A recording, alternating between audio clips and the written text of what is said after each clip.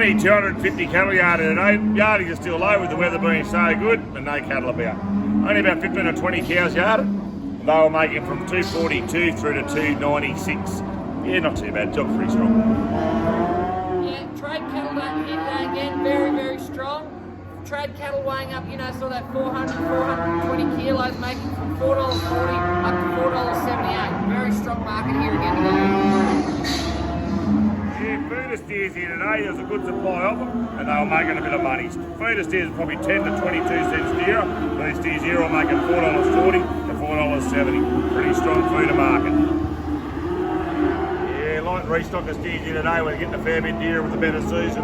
All of a sudden we're starting to see that magical $7. These steers here were sort of that $6.40 to $7.10.